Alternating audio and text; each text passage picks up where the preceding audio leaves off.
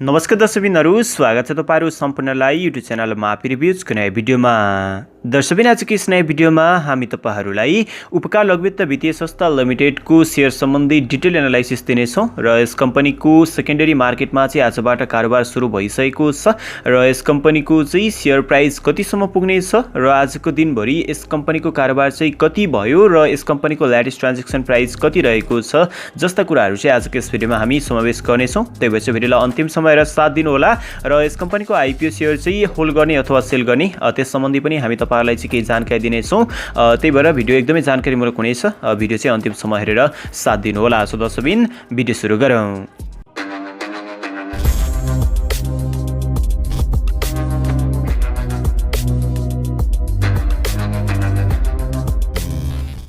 दर्शकबिन, उपकार लघुवित्त वित्तीय संस्था लिमिटेडको चाहिँ नेपाली शेयर मार्केटको दोस्रो बजारको कारोबार चाहिँ आजबाट सुरु भएको छ र यस कम्पनीको हिजो मात्रै नेपाली शेयर मार्केट अर्थात् नेप्सेमा चाहिँ सम्पूर्ण शेयरहरू चाहिँ सूचीकृत भएको थियो र यस कम्पनीको करिब 6,56,250 किता शेयर चाहिँ नेप्सेमा सूचीकृत भएको थियो, जसमध्ये 2,36,250 किता शेयर चाहिँ सर्वसाधारण शेयर रहेको थियो भने बाँकी रहेको 4,20,000 किता चाहिँ संस्थापक शेयर रहेको थियो र यस कम्पनीको करिब 23,625 जनासँग चाहिँ 10 किताको दरले आईपीओ शेयर रहेको छ र उनीहरूले पनि अब चाहिँ कारोबार गर्न पाउनेछन् र यस कम्पनीले चाहिँ नेपाली शेयर मार्केटमा कारोबार गर्नका लागि यूएलबीएसएल को चाहिँ सिम्बल पाएको छ र आज मात्र यस कम्पनीको चाहिँ कारोबारको लागि प्री ओपन सेसनमा चाहिँ खुला गरिएको थियो, अर्थात् कारोबार चाहिँ खुला गरिएको थियो र पहिलो दिन नै यस कम्पनीको चाहिँ कारोबार भएको छ र ओपनिङ प्राइस चाहिँ यस कम्पनीले करिब 1211.00 चाहिँ पाएको छ,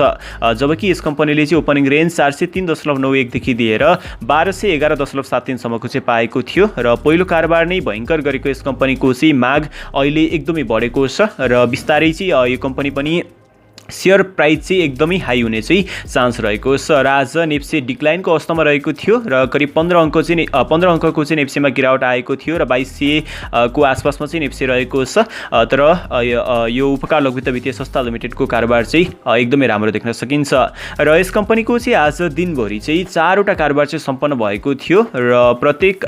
कारोबारमा चाहिँ 10 किताको कारोबार भएको देख्न सकिन्छ र करिब 40 किताको चाहिँ यस कम्पनीको आज भोल्युम पाएको छ र यस कम्पनीको म्याक्सिमम शेयर प्राइस भने 1259.90 चाहिँ पुगेको छ, अर्थात् 1211बाट 1259 सम्मको चाहिँ आज यात्रा तय गर्न सकेको यस कम्पनीले चाहिँ करिब 1259 को नै प्राइस रेन्ज चाहिँ तपाईहरुले बढेको देख्न सक्नुहुन्छ, किनकि यस कम्पनीको प्राइमरी रेट चाहिँ 0.0 रहेको थियो किनकि पहिलो कारोबार रहेको छ। त्यही भएर चाहिँ यस कम्पनीको चाहिँ तपाईहरुले चाहिँ 1159.9 को चाहिँ फाइदा कमाउनु भएको छ, किनकि प्रति किता 100 को चाहिँ तपाईहरुको शेयरको पेड अप भ्यालु चाहिँ रहन्छ र आजको एभरेज प्राइस हेर्नुहुन्छ भने 1229.28 रहेको छ। सुरुवाती चरणमा केही कारोबार सस्तोमा भएपछि बाँकी रहेको कारोबार चाहिँ महँगोमा नै भएको थियो र यस कम्पनीको विकली कारोबार पनि हिस्ट्री चाहिँ रहेको छैन, किनकि आजबाट पहिलो कारोबार भएको हो र यस कम्पनीको मार्केट क्याप पनि हेर्नुहुन्छ भने एकदमै वात्तै बढेको छ, जबकि लघुवित्त एकदमै सानो मार्केट क्यापको चाहिँ रहेको थियो, करिब 6.56 करोडको चाहिँ मार्केट क्याप भएको उपकार लघुवित्त वित्तीय संस्था लिमिटेड रहेको थियो भने अहिले चाहिँ शेयर भ्यालु यस कम्पनीको करिब 82.68 करोड बराबर चाहिँ भइसकेको छ र यो आगामी दिनमा पनि अझै बढ्न सक्छ, किनकि यस कम्पनीको चाहिँ डिमान्ड एकदमै राम्रो रहेको छ र लोकप्रियता पनि तपाईहरुले एकदमै राम्रो देख्न सक्नुहुन्छ र यस कम्पनीको आगामी दिनको कारोबार चाहिँ तपाईहरुले सोमबारबाट मात्रै पाउनुहुन्छ, किनकि शनिबार र आइतबार चाहिँ बिदा रहेको छ र सोमबार तपाईहरुले यस कम्पनीको अझै नै शेयर बढेको चाहिँ देख्न सक्नुहुन्छ, किनकि अहिले सबैमा चाहिँ यस कम्पनी प्रति पोजिटिभ रेस्पोन्स रहेको छ र मार्केटमा चाहिँ डिक्लिनेसन रहेको अवस्थाले यस कम्पनीलाई केही असर त गर्न सक्छ, तर पनि यो कम्पनीको शेयर चाहिँ तपाईहरुले एकदमै लामो समयसँग होल्ड गर्दा पनि एकदमै राम्रो रहेको छ। तर तपाईहरुले यस कम्पनीको शेयर चाहिँ लामो समयसम्मका लागि किन होल्ड गर्ने भन्ने विषयमा चाहिँ म तपाईहरुलाई यस कम्पनीको वित्तीय अवस्था बुझाउन चाहन्छु, किनकि यो कम्पनी एकदमै राम्रो रहेको छ र सुरुवाती चरणमा रहेको हुनाले पनि आगामी दिनमा यस कम्पनीले चाहिँ राम्रो फड्को मार्न सक्छ र तपाईहरुले यस आर्थिक वर्षको सेकेन्ड क्वार्टरसम्मको रिपोर्ट हेर्नुहुन्छ भने यस लघुवित्तले चाहिँ नेट प्रॉफिट करिब 1.88 करोडको चाहिँ कमाइसकेको छ, जबकि यस कम्पनीको शेयर संख्या एकदमै कम रहेको छ र कार्यालयहरू पनि कम रहेको छ, तर पनि यस कम्पनीले चाहिँ मुनाफा राम्रै जेनेरेट गर्न सफल भइरहेको छ र रिजर्भ पनि हेर्नुहुन्छ भने करिब 14.58 करोड चाहिँ रहेको छ, जुन चाहिँ झन्डै 3 गुणा बराबर चाहिँ हुन आउँछ र यो पनि हामी एकदमै राम्रो मान्न सक्छौँ र यस कम्पनीको बुक भ्यालु हेर्नुहुन्छ भने पनि 447.17 चाहिँ रहेको छ र यस अगाडिको अडिटेड रिपोर्टमा पनि यस कम्पनीको चाहिँ 403 को हाराहारीमा चाहिँ बुक भ्यालु रहेको थियो। त्यही भएर चाहिँ यस कम्पनीको अहिले बुक भ्यालु चाहिँ घटेको छैन। त्यही भएर तपाईहरु यदि यस कम्पनीको चाहिँ आइपिओ होल्डर अथवा आइपिओ शेयर होल्डर हुनुहुन्छ भने तपाईहरुको लागि यो कम्पनी चाहिँ केही वर्षको लागि एकदमै राम्रो कमाउने स्टक चाहिँ हुन सक्छ, किनकि यस कम्पनीले बोनस दिँदा पनि नदिँदा पनि तपाईहरुले चाहिँ यस कम्पनीबाट राम्रो मुनाफा चाहिँ जेनेरेट गर्न सक्नुहुन्छ र यस कम्पनीको ईपीएस अर्थात अर्निङ पर शेयर अथवा प्रति शेयर आम्दानी पनि हेर्नुहुन्छ भने एकदमै उच्च रहेको छ, करिब 89.73 चाहिँ रहेको छ। तर यस कम्पनीका केही कम शेयर होल्डर रहेका छन्, त्यही भएर चाहिँ अर्निङ पर शेयर हामी तपाईहरुलाई अन्य केही लघुवित्तको तुलनामा सामान्य मान्न सकिन्छ, किनकि जीवन विकास लघुवित्त तथा अन्य केही लघुवित्तहरूको चाहिँ ईपीएस एकदमै राम्रो रहेको छ। तुलनाको रूपमा तपाईहरुले सीआईसी नेपालको पनि हेर्न सक्नुहुन्छ। उक्त कम्पनीको करिब 160 को हाराहारीमा चाहिँ प्रति शेयर आम्दानी रहेको छ, तर पनि यस कम्पनीको चाहिँ तपाईहरुले रिस्कको लागि चाहिँ एकदमै कम रहेको छ, अर्थात तपाईहरुले केही वर्ष होल्ड गर्दाखेरि चाहिँ एकदमै राम्रो रहेको छ र यस कम्पनीको फन्डामेन्टल हेरेर चाहिँ हामीले प्रोजेक्ट गर्नुपर्ने शेयर प्राइस भनेको 6000 को हाराहारीमा रहेको छ। तर यो अहिले तत्कालै चाहिँ तपाईहरुले पाउन सक्नुहुन्न, किनकि मार्केट एकदमै डिक्लाइनको अवस्थामा रहेको छ र बियरिश मार्केट रहेको छ, जसले गर्दा फेरि केही डिजर्भिङ स्टकहरूले पनि आफ्नो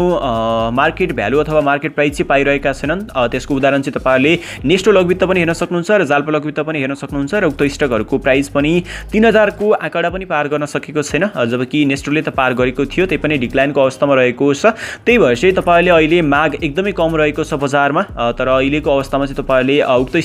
स्टकहरुबाट चाहिँ त्यति धेरै मुनाफा जेनेरेट गर्न सक्नुहुन्न। तर पनि आइपिओ शेयर होल्डर हुनुहुन्छ भने तपाईहरु आत्तिनु पनि कुनै पनि कारण रहेको छैन र यदि कोही आत्तिएर बेच्नुहुन्छ भने पनि किन्नेहरूले पनि अहिले तत्कालको अवस्थामा चाहिँ तपाईहरु उक्त स्टकहरु किन्न सक्नुहुन्छ र उपकार लघुवित्तको केसमा चाहिँ तपाईहरुले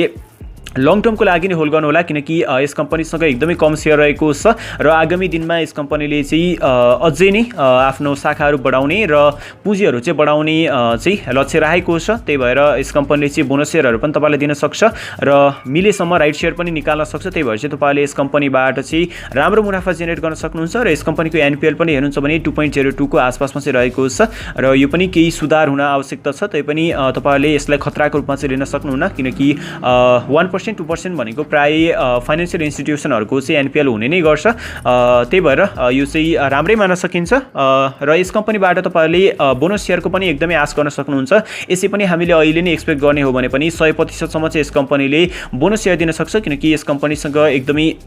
इनफ चाहिँ रिजर्भ पनि रहेको छ र यसले आफ्ना शेयर होल्डरहरूलाई चाहिँ आकर्षित गर्नका लागि चाहिँ भविष्यमा राम्रो बोनस शेयर पनि दिन सक्छ। त्यही भएर चाहिँ तपाईहरुले यस कम्पनीबाट एकदमै राम्रो मुनाफा चाहिँ कमाउन सक्नुहुन्छ। कम्तीमा पनि 6 डिजिटको चाहिँ तपाईहरुले यस कम्पनीबाट प्रफिट कमाउन सक्नुहुन्छ। त्यही भएर चाहिँ तपाईहरुसँग यदि यस कम्पनीको 10 किता मात्रै शेयर छ भने पनि तपाईहरुले एकदमै राम्रो पैसा कमाउन सक्नुहुन्छ। एकदमै होल्ड गर्नु होला, अहिलेको मार्केटबाट तपाईहरु नआतिनुहोस्। भइसके तपाईहरुले यो कम्पनीको शेयर चाहिँ एकदमै होल्ड गरेर राख्नु होला र अन्य केही कम्पनीको आइपिओ छ भने चाहिँ तपाईहरुले बेचेर अन्य केही स्टकहरुमा लगानी गर्न पनि सक्नुहुन्छ। र किन्नेहरुको लागि मेरो सुझाव भनेको 2 देखि 3000 सम्म तपाईहरुले यस कम्पनीको शेयर चाहिँ किन्न सक्नुहुन्छ र त्यहाँभन्दा बढीमा पनि किन्न सक्नुहुन्छ। यदि तपाईहरु राम्रो इन्भेस्टर हुनुहुन्छ र लङ टर्मको सोच्नुहुन्छ भने चाहिँ त्यहाँभन्दा बढीमा किन्दा पनि तपाईहरुलाई त्यति धेरै फाइदा चाहिँ रहेको छैन, किनकि अहिलेको मार्केट एकदमै स्लो रहेको छ र सप्लाई चाहिँ एकदमै धेरै भइरहेको छ, तर डिमान्ड त्यति राम्रो नभएको हुनाले चाहिँ मार्केट डिक्लाइनको अवस्थामा रहेको छ। त्यही भएर चाहिँ आत्तिनुपर्ने अवस्था केही पनि रहेको छैन। बिस्तारै मार्केट फेरि फर्किने छ, जब चाहिँ यो अहिले चाहिँ 2200 को लाइनमा छ र कुनै समय फेरि बाउन्स ब्याक गरेर